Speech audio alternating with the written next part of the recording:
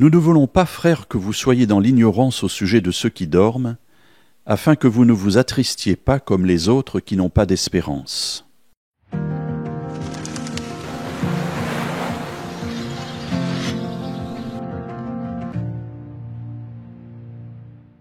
Paul parle à cette communauté de Thessalonique pour lui apporter une parole d'espérance. Et cette parole d'espérance tourne autour d'un sujet qui est extrêmement grave puisqu'il parle de ceux qui dorment. Alors il faut comprendre évidemment ceux qui dorment, c'est-à-dire ceux qui sont morts. Le mot qui est employé ici, pour ceux qui écoutaient à l'époque, pas d'ambiguïté, on parlait bien de ceux qui sont morts.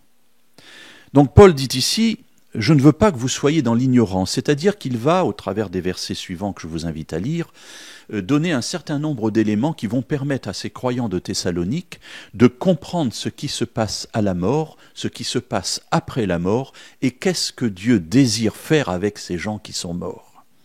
Alors quel est son désir ? Eh bien, c'est de les amener à la résurrection. Le croyant est appelé à revivre.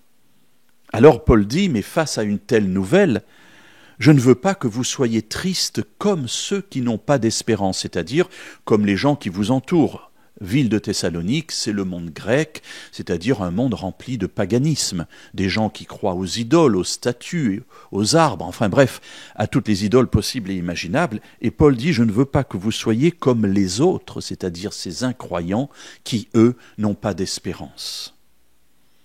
Alors mes amis, cette phrase s'adresse à nous aussi. Comprendre ce qui se passe avec la mort, ce qui se passe après, quel est le plan de Dieu vis-à-vis de ceux qui sont morts pour les ramener à la vie au travers de la résurrection, devrait nous amener à passer au travers de ces moments de tristesse qui se présentent devant nous de toute façon, d'une manière différente. Alors en tant que pasteur, j'ai eu l'occasion, je ne vais pas dire malheureusement, parce que je crois que ça fait partie de notre ministère et ça a été de beaux moments, d'accompagner des familles dans le deuil, c'est-à-dire de les entourer, de les encourager, de les consoler. Et je peux vous dire avec une quasi-certitude à 100% qu'il y a une différence entre ceux qui sont croyants et ceux qui ne le sont pas. Parce que les croyants ont une espérance.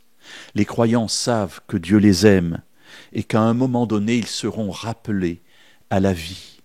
Mes amis, voulez-vous connaître cette espérance et la vivre aussi dans votre vie ?